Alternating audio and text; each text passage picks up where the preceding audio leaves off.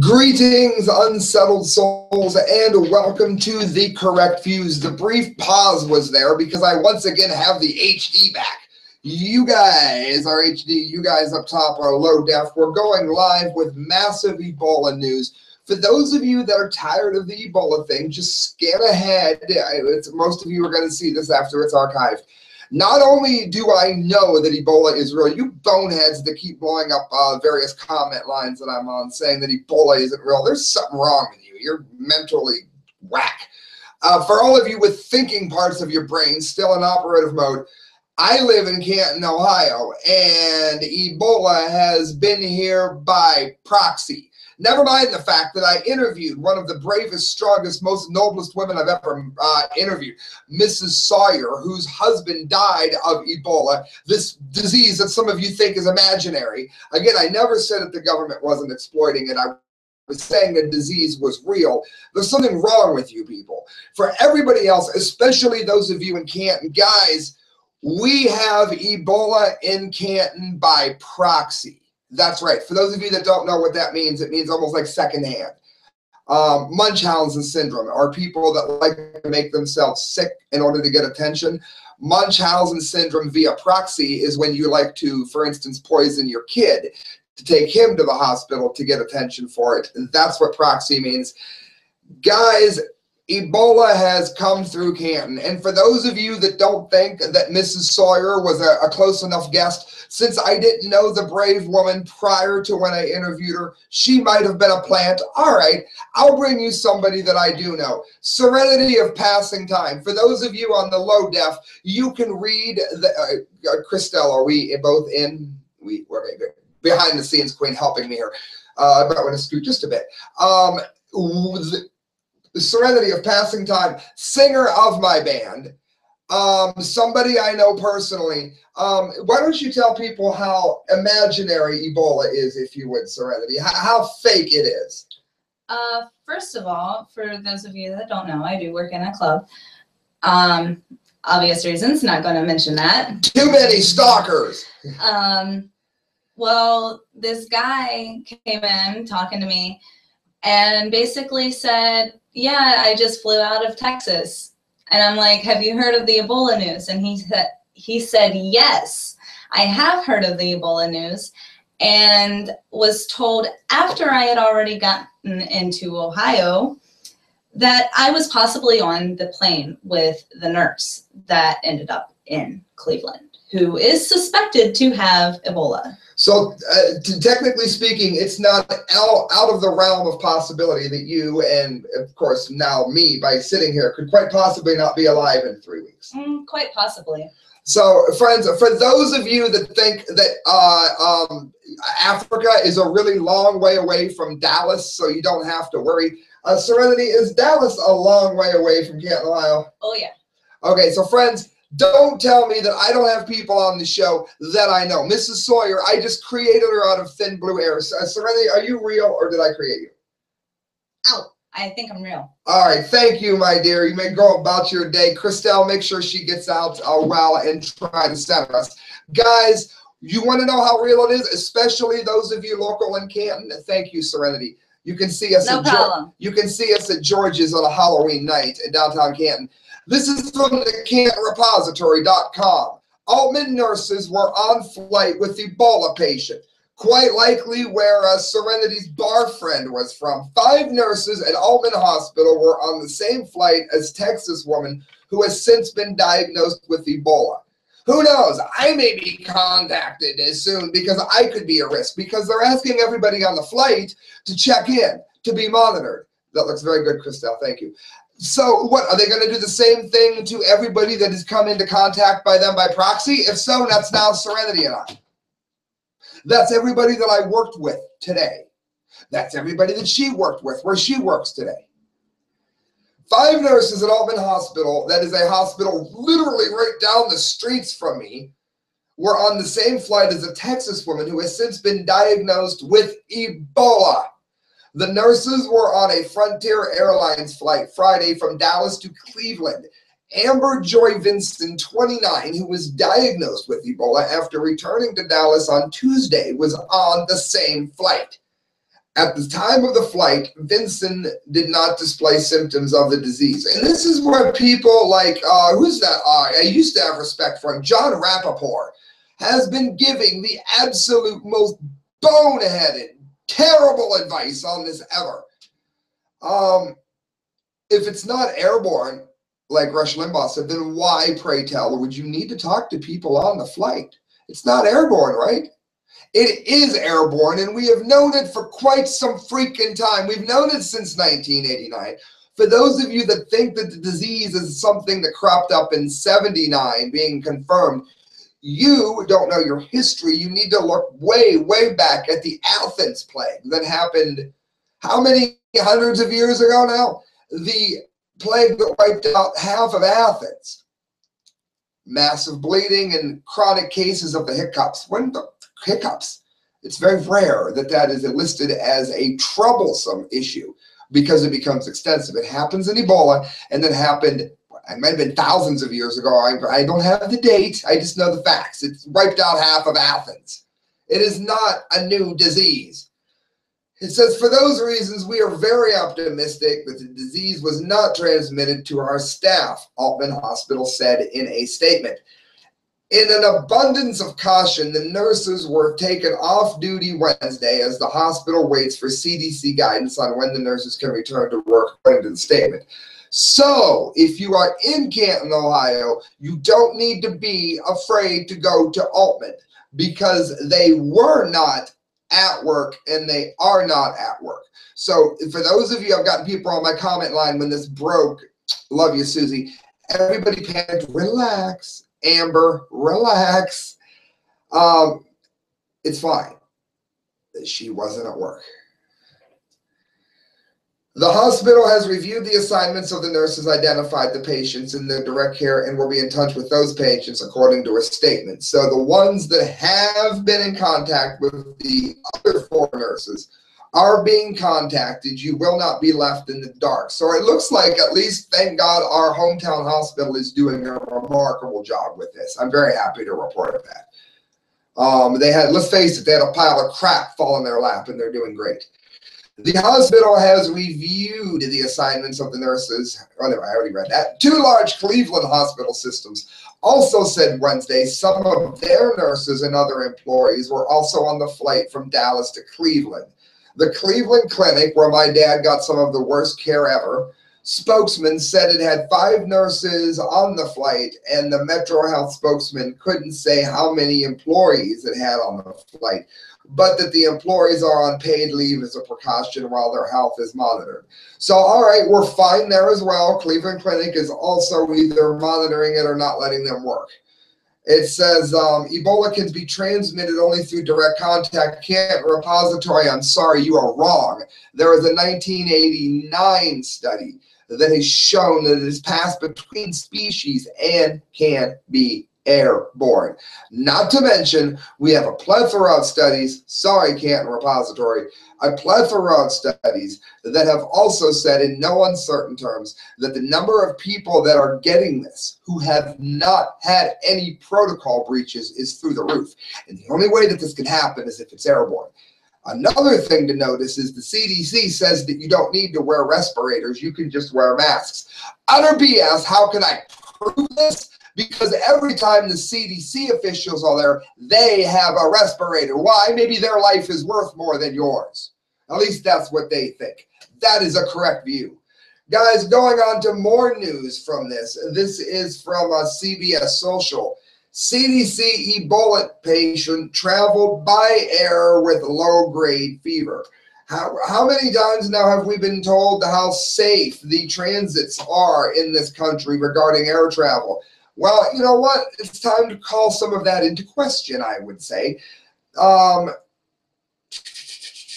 Waiting for this page. CBS, excuse me, loads so unbelievably slow. The CDC has announced that the second healthcare worker diagnosed with Ebola, now identified as Amber Joy Vincent of Dallas, traveled on October 13th with a low-grade fever a day before she showed up at the hospital reporting symptoms. The CDC is now reaching out to passengers who flew on the Frontier Airlines 1143 Cleveland to Dallas Fort Worth. The flight landed at 8:16 p.m. CT. All 132 passengers on the flight are being asked to call 1-800-CDC-INFO at 1-800-232-4636. Public health professionals will begin interviewing passengers about the flight Wednesday afternoon. Of course, don't forget Obama said it was never going to get here. Although Vincent did not report any symptoms and she did not meet the fever threshold of 100.4, she did report at the time she took her temperature and found it to be 99.5, said CDC Director Tom Frieden. Pause. A lot of us know, God rest his soul, Duncan lied to get into the country from what we know to be true. Vincent here, Miss Vincent, did not. She told the CDC that she had a fever and asked if she could fly before she did it. This was not brought here by an insensitive idiot. I'm not saying Duncan was. We don't have all the facts yet. Her temperature, coupled with the fact that she had been exposed to the virus, should have prevented her from getting on the plane, he said. I don't think that changes the level of risk for people around her. She did not vomit. She was not bleeding, so the level of risk for people around her extremely low. I'm glad he did not say impossible because, as we've covered here before, it is airborne. It might not soon be airborne. It freaking is airborne. CDC News medical correspondent John LaPook reports that Vincent called the CDC several times before boarding the plane concerned about her fever. This nurse, Nurse Vincent, did in fact call the CDC several times before taking that flight, and she said that she had a temperature of 99.5, and the person at the CDC looked at the chart, and because her temperature wasn't 100.4 or higher, she didn't officially fall into the category of risk. So just because her temperature hadn't worsened, it was okay to fly. This is what the CDC does. So when the CDC comes out with recommendations, my ass, you want to look at the recommendations globally. You want to look at the absolute most that can be done. Because this isn't playing, friends. It is not playing.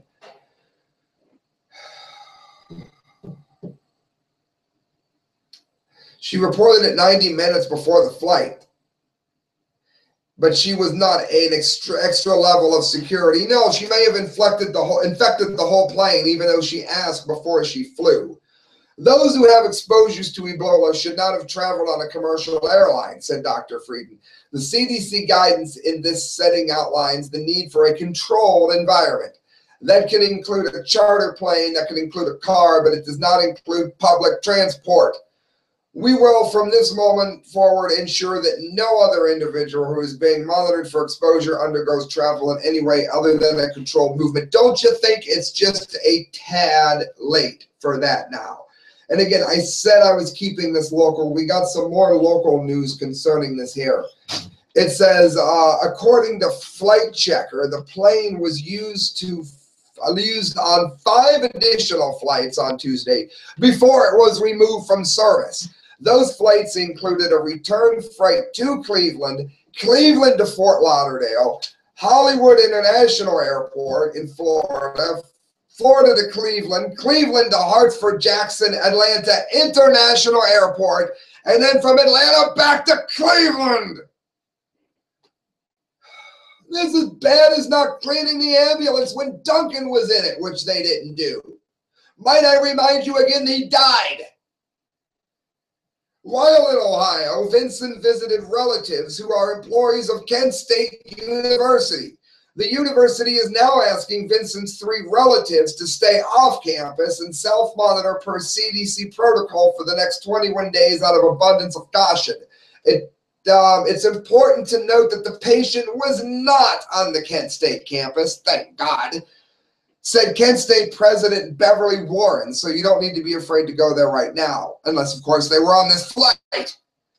She stayed with her family at home in Summit County and did not step foot on our campus. We want to assure our university community that we are taking the information seriously and taking steps to communicate what we know, said Dr. Angela DeJulius, University of Health Services at Kent State. She is the director.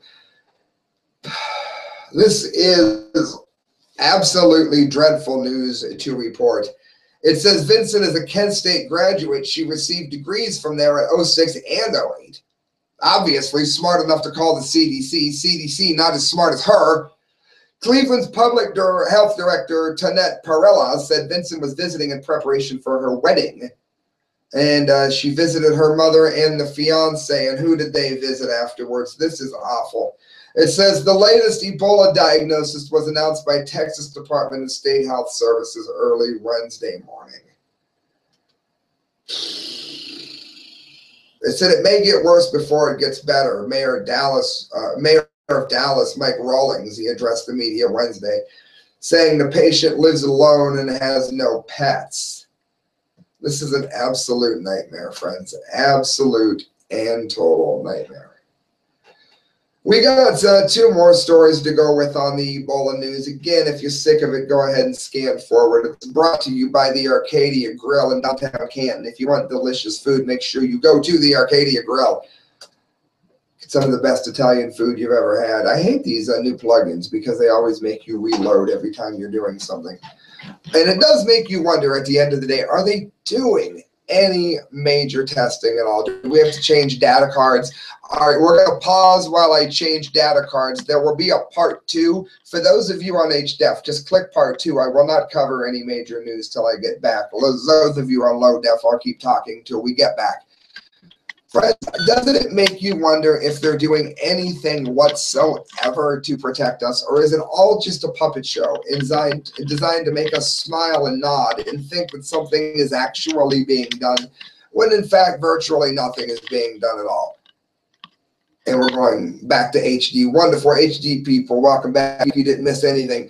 Breitbart.com, Nurses Union, Duncan not put in isolation unit.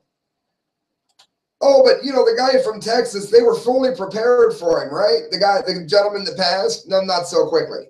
CNN chief medical correspondent Dr. Sanjay Gupta reported on further allegations made by a nurses union that Dallas Ebola patient Thomas Eric Duncan was not put into isolation, allowed his blood to circulate through the hospital's tube system, that is to say when they take your blood, and that waste, that is poop, piled up nearly to the ceiling, that'd be 10 feet, inside the patient's rooms on Tuesday, CNN Tonight.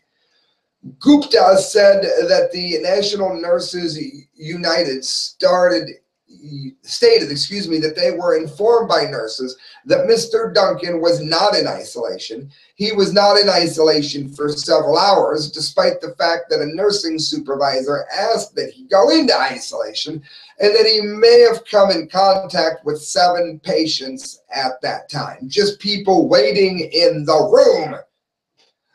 Oh, but what was it, that bonehead that Michael Savage wants to be arrested, rightfully so, said that any hospital could handle this? According to Gupta, nurses were told, at least according, again, to this union, to wrap medical tape around their neck 4 or 5 times. They said wrap medical tape around their neck to try to prevent any of that bodily fluid from touching their exposed skin. Of course, none of that spittle is going to fly away during the jerking of moving the tape off, right, if he sneezes. Of course, the CDC gets respirators because their lives matter, but these nurses, I guess they're just garbage, right? They can use tape to prevent an outbreak. Also commented on the fact that waste, they didn't know what to do with the waste, and it would pile up nearly to the ceiling in some of these patients' rooms because they didn't quite know what to do with it.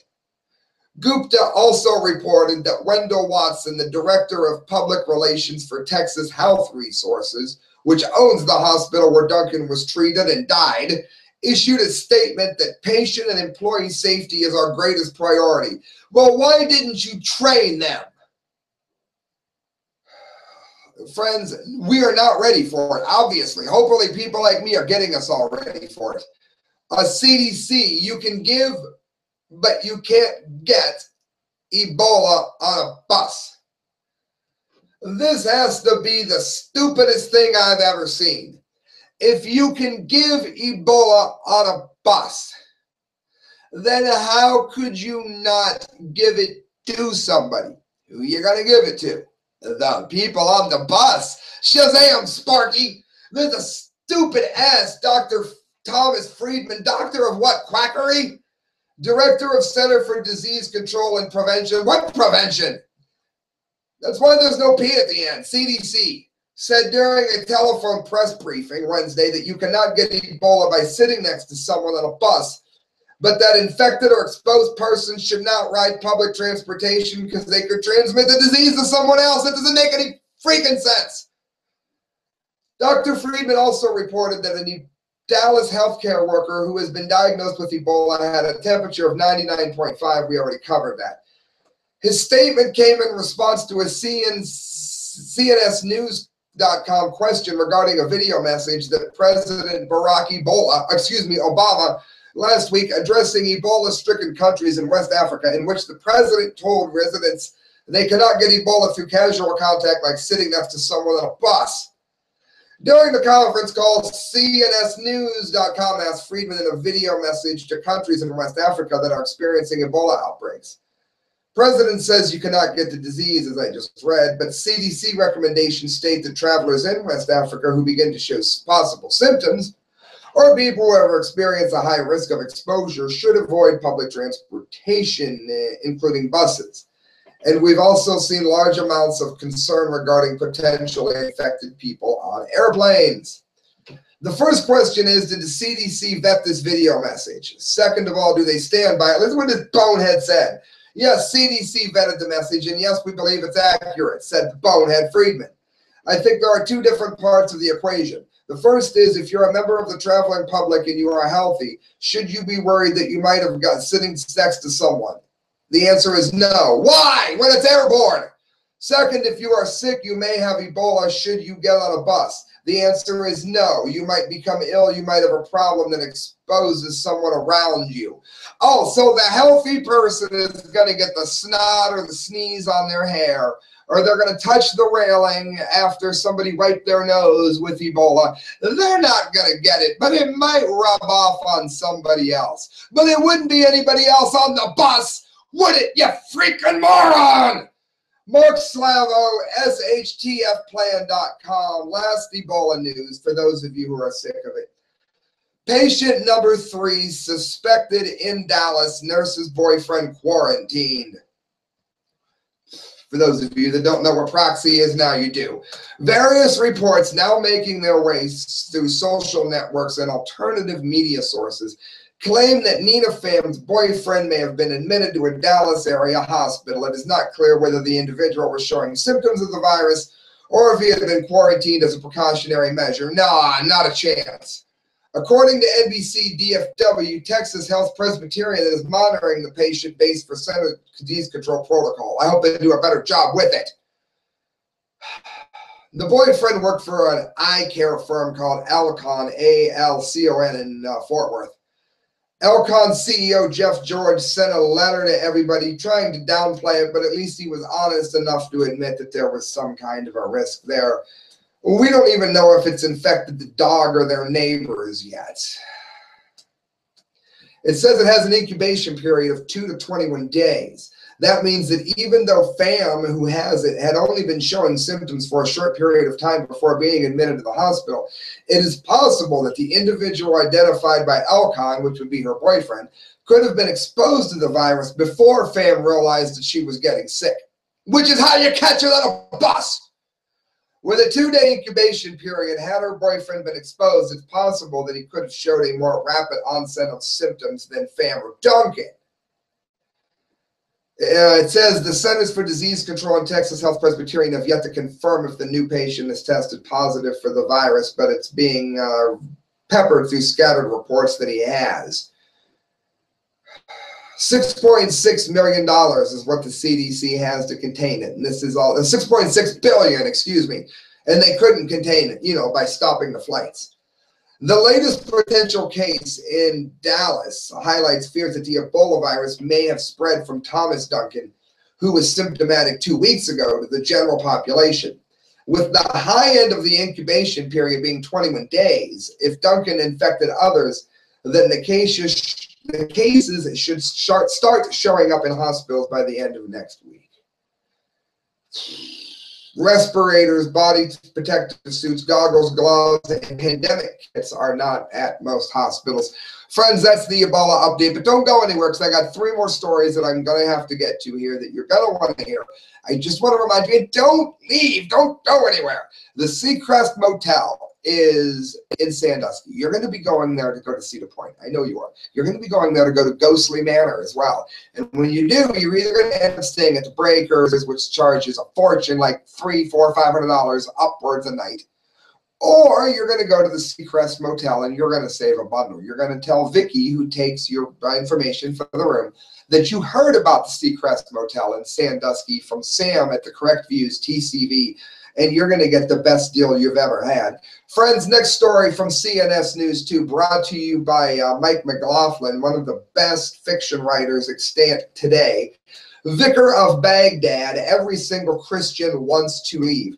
Now, I want to mention that these Christians have been in Iraq longer than the Muslims.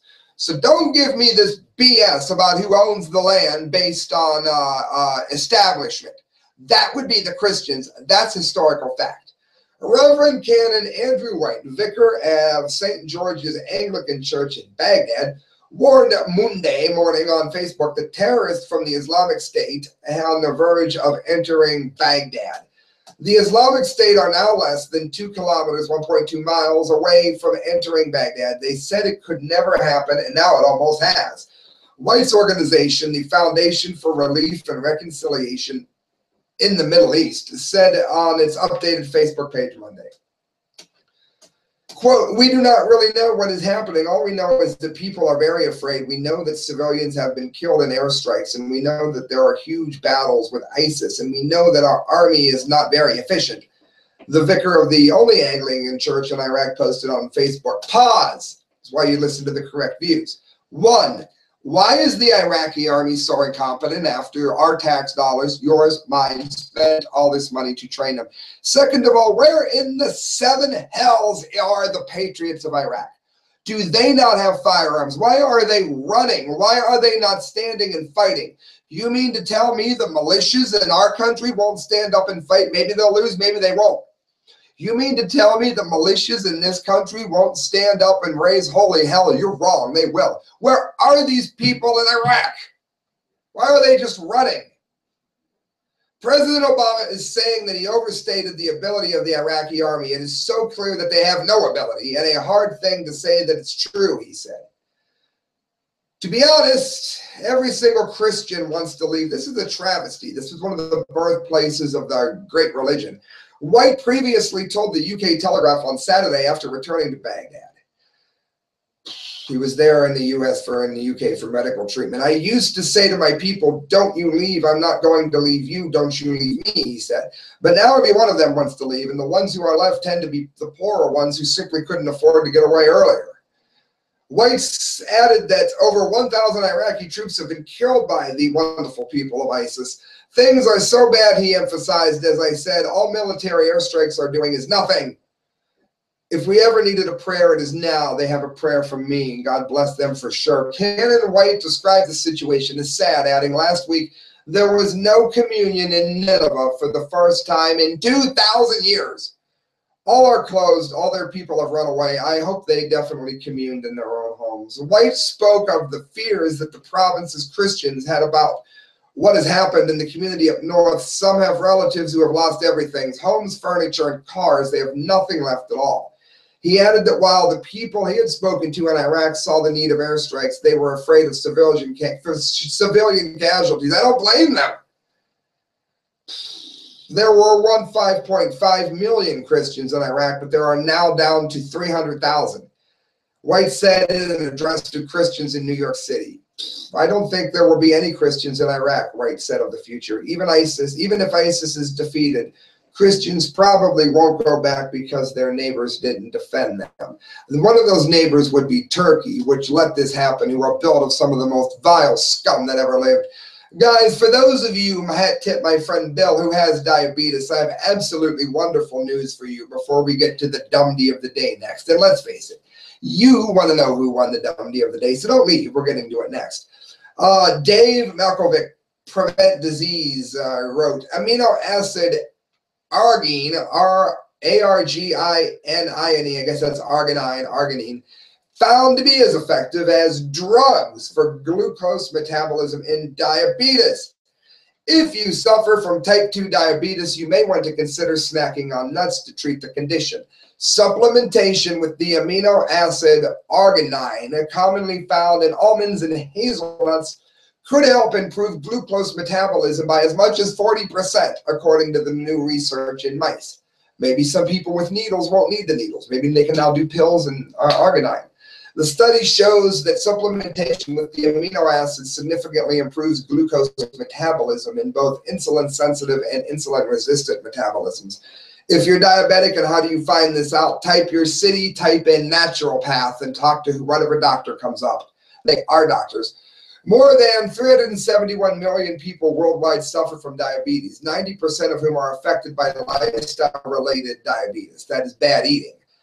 And that's type 2. The new experiments, researchers at the University of Copenhagen, working in collaboration with the University of Cincy, have demonstrated that the amino acid arginine found in salmon, eggs, and nuts improves glucose metabolism significantly in both lean, that's insulin-sensitive, and obese, insulin-resistant mice, that is fat mice. In fact, the amino acid is just as effective as several well-established drugs for type 2 diabetes, says postdoc Christopher Clemenson. He has concluded that new experiments based on Faculty of Health and Medical Sciences, University of Copenhagen, he is currently conducting research for the Institute of Diabetes and Obesity at Helmholtz-Zentrum München in Germany for the environmental health of Munich. It's very good to hear. Very, very good to hear. It says the key issue for future studies is to explore the doses of arginine and can be tolerated by humans to make sure they can adjust the dosage as needed. It says supplemental dosages of 6 to 8 grams of L-arginine per day are considered safe. Please listen to this if you have diabetes or love someone that does. Hello, Glenn. Although available in food for some applications, such as stimulating secretion of growth hormone for the pituitary, it is not released quickly enough as the food is digested. The supplemental doses taken on an empty stomach will arrive at the brain barrier without competition. So you're going to want to supplement it, not just eat nuts. It says the growth hormone secretion will be stimulated, which in turn could affect glucose metabolism.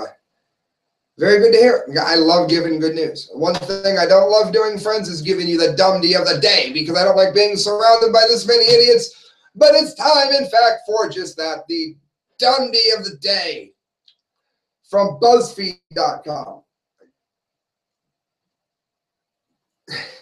Governments, there's 2 dumbdees. I just realized that I did this. We got 2 dumbdees because I'm overrun with dumbdees.